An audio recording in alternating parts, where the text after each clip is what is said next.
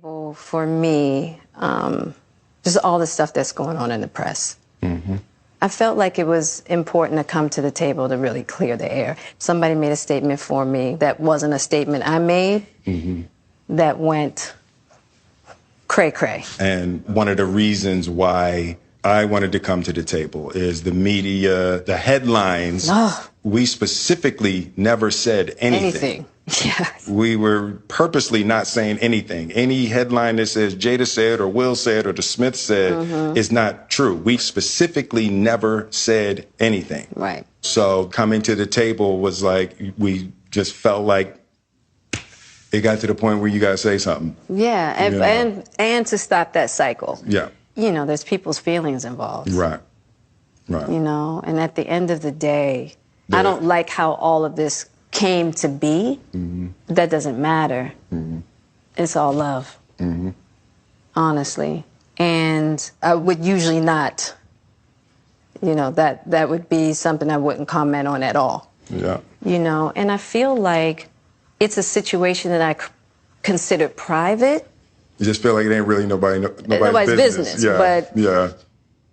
But now Black Twitter has claimed it as their business.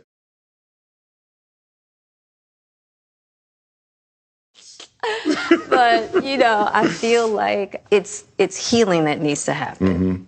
And I know there's a lot of stuff going on in the world right now. Yeah. Even though this is minuscule, I do feel like it's these kinds of things that create the world that we're in. And the idea of not communicating, not talking about it, not clearing the air, and just being as transparent.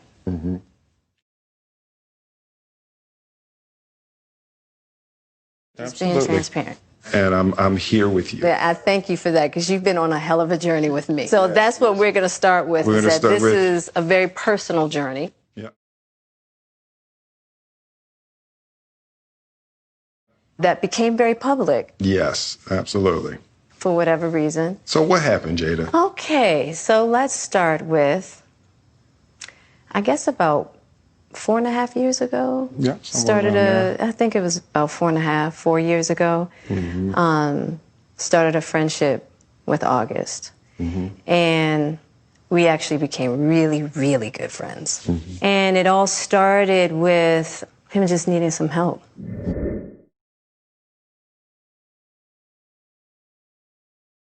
You know, me wanting to help his health, his mental state. Because for me, that was the thing when Aug first came around, he was really sick. He was really sick. Yeah. And the outpouring for him from our family was initially about his health. Yeah. And I mean, we found all those different resources, you know, to help pull him through. And from there, you know, you and I were going through a very difficult time. Yeah. And we decided... I was done with your ass. Yeah, you kicked me to the curb. I was done with you. Yeah. Marriages have that, though. Yeah, Marriages have that. Yeah, we basically, we broke up. We decided that we were going to separate for a period of time, and you go figure out how to make yourself happy, and I'll figure out how to make myself happy. Well, at that particular point in time, it was indefinite. Yeah, I really felt like we could be over. You know? We were over.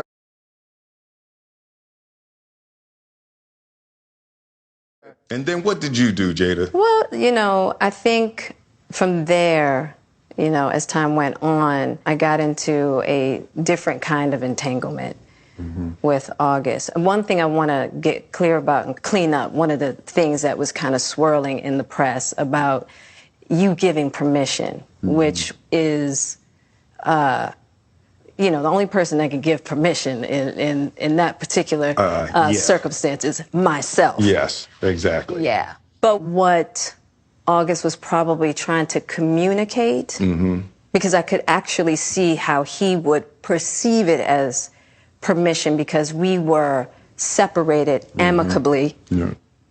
And I think he also wanted to make it clear that he's not a homewrecker, which he's not. I think so. I mean, because this is your red table, and you like brought yourself to the red table. I think you need to say clearly what happened. As far as what? You and I decided we were going to take our space, and what happened? Yeah, and then I got into an entanglement with August. That's what I said. An entanglement? Yes. Yes. A relationship? Yes, it was a relationship. Absolutely. I was in a lot of pain, and I was very broken. Now, in the process of that relationship, I definitely realized that you can't find happiness outside of yourself.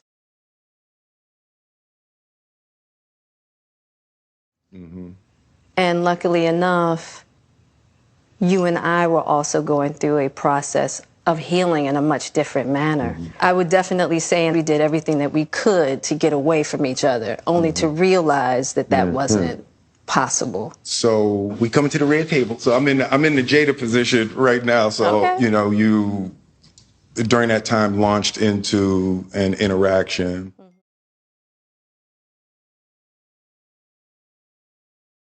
With August, what do you feel like you were looking for? I just wanted to feel good. Mm-hmm. It had been so long since I felt good. Right. And it was really a joy to just help heal somebody. Yeah. I think that has a lot to do with my codependency, which is another thing that I had to learn to break in this cycle. Just that idea of needing to fix and being drawn to people that need help, whether it's your health or whether it's your addictions. There's something about that childhood trauma that feels as though it can be fixed through fixing people.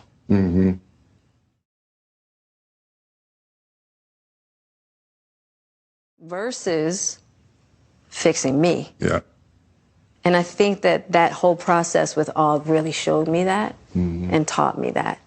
And I'm really grateful for that lesson. I feel like that husband, like I'm with you at the press conference. I'm that husband. Now I got to be with you at the press conference while you like tell the world about your transgressions. Well, Like I love my baby. I'm gonna stand by my baby no matter what. well, you know, I definitely understand why it would look that way or feel that way, but I actually don't look at it as a transgression at all. Through that particular journey, I learned so much about myself.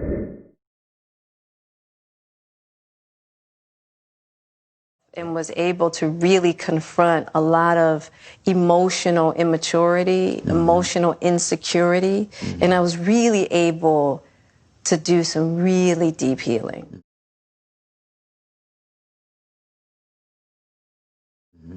You know, and as I came through and started to realize certain things about you and I, he decided to break all communication with me, Right. which was totally understandable. Right. And I let that be and hadn't talked to him since. Right. So it is a little weird that all this stuff is coming out now, since this was because for me this was years ago, right? You know, so the fact that it's coming up now, and I think it could feel weird for people that we're laughing and talking about it, but it happened so long ago. You know, and our experiences of working through it, fighting through it, talking through it, therapizing through it. I think that the why now is weird. Yeah. When I say it's been a huge healing on my life and just what I had to confront and discover, you know, about myself, the ugly truths and the beauty. So it was something that I felt like wasn't really ready to be discussed because it hadn't been that healing, because he hasn't wanted to, you know, Og and I haven't talked in so long. You know what I mean? So I don't know. This all seemed very strange, you know.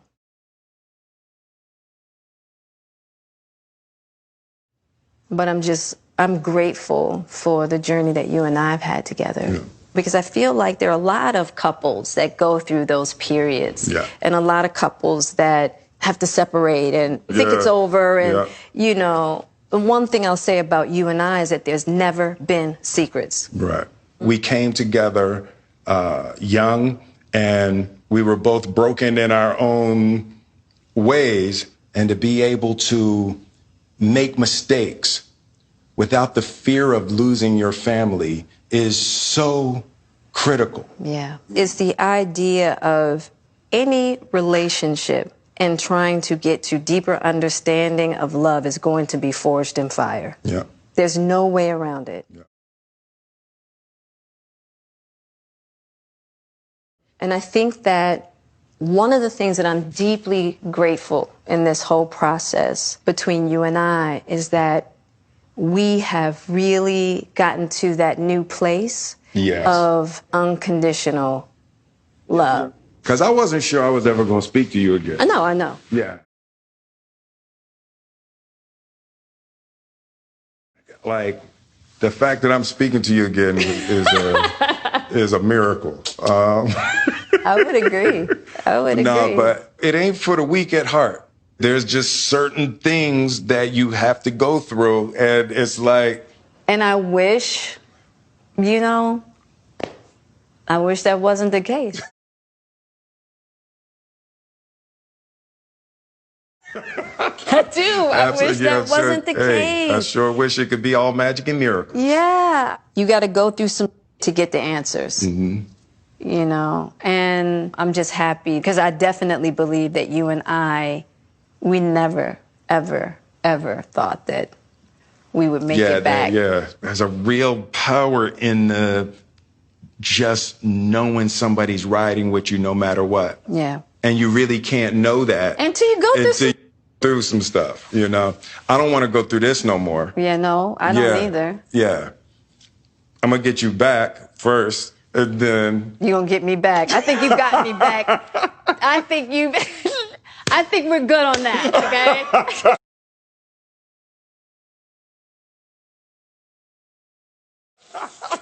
Okay, that's probably true. You know, but and I don't think it's about getting anybody back. No, for me it is. Okay.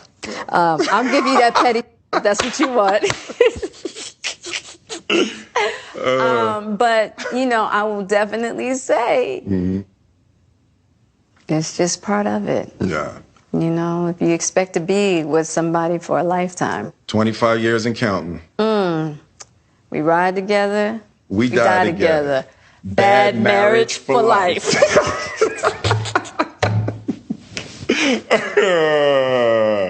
That's terrible. It's the truth. It's the truth. But yeah, it's just part of the journey. I told you the first year we were married. What'd you tell me? That I can love you through anything.